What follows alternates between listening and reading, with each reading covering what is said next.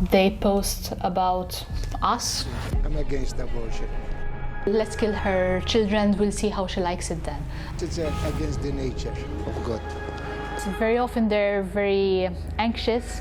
At one point I sort of lost count as well of how much blood I was losing.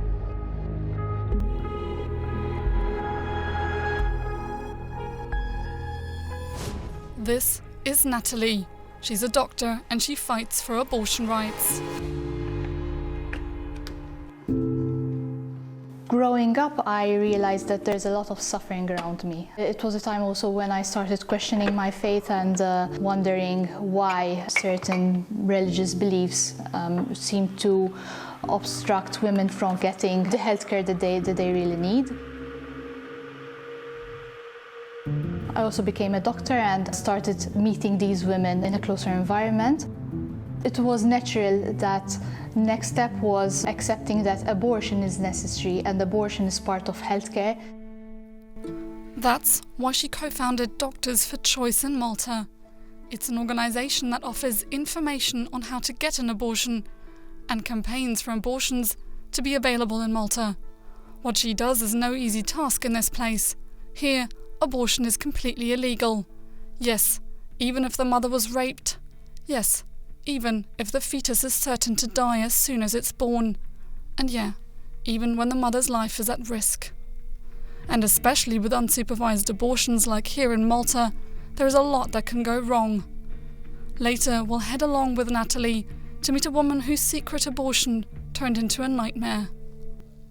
Just to show you how strict the laws in Malta are, they are stricter than in Ireland, where it took until 2018 for abortion to be legalised via referendum.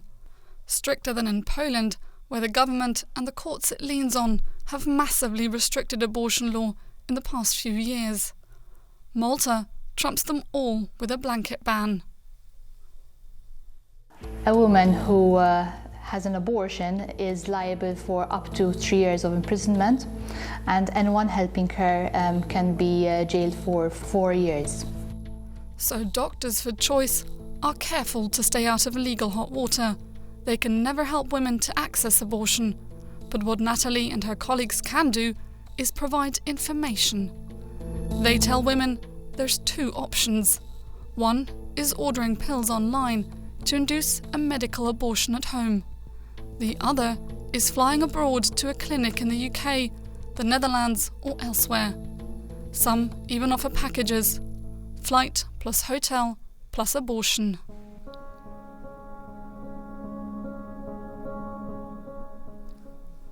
Natalie is on call this week for a pregnancy helpline.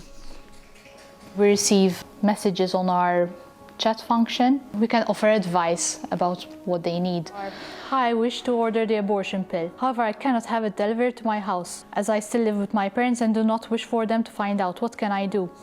I'm using a dummy account to protect my privacy. I'm very scared for the outcome. They ask us if we can provide the pills. We don't have pills. But we provide information on how they can access the site and how they can order the pills online. That's all we can do. Requests for help aren't the only messages Natalie receives. Online is a torrent of violent abuse.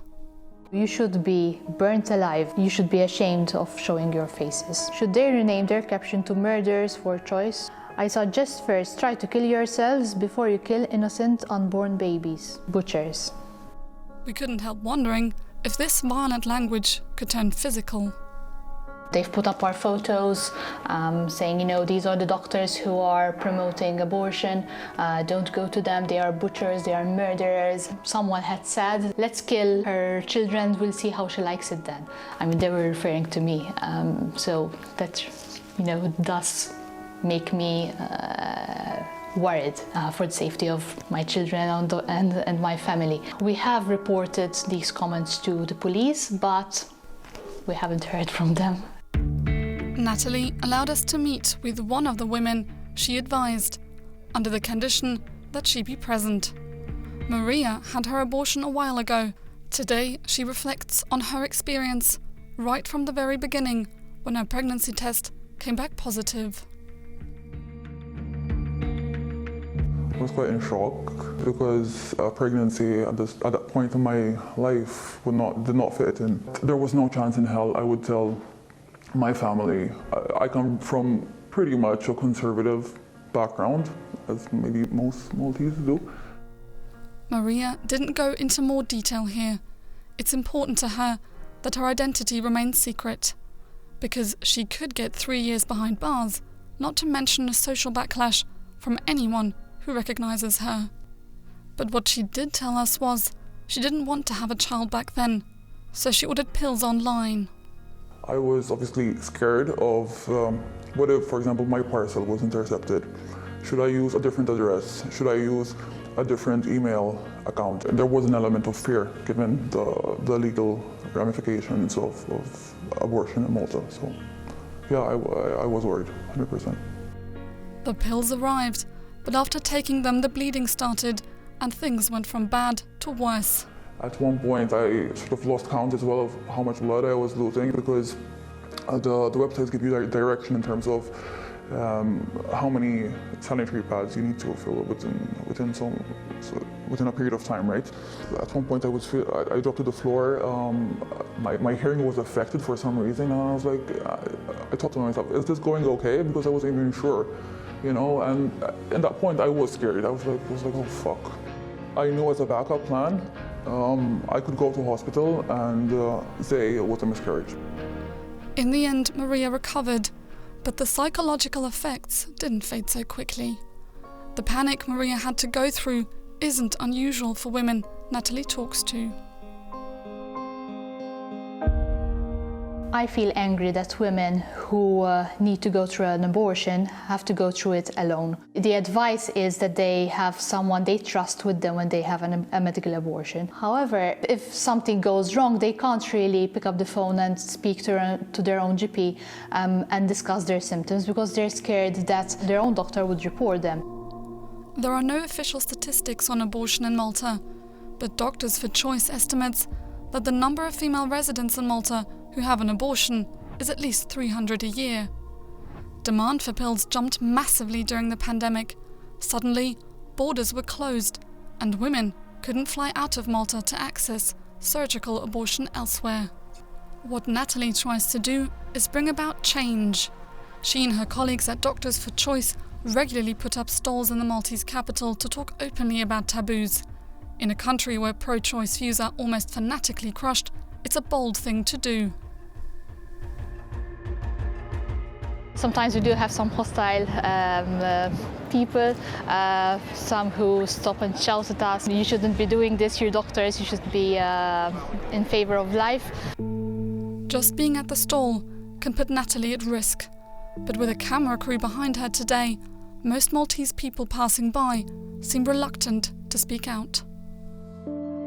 What if a woman gets raped? Maybe it's not their fault, or even if it was, it's not their business, it's their body, so it's their choice. I think that everybody has the right to choose for their own body. I'm against abortion because it's against the nature of God.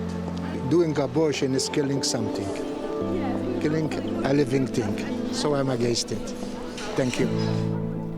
Many people we've spoken to here talk about the tradition, the values and the conservatism of the Maltese people.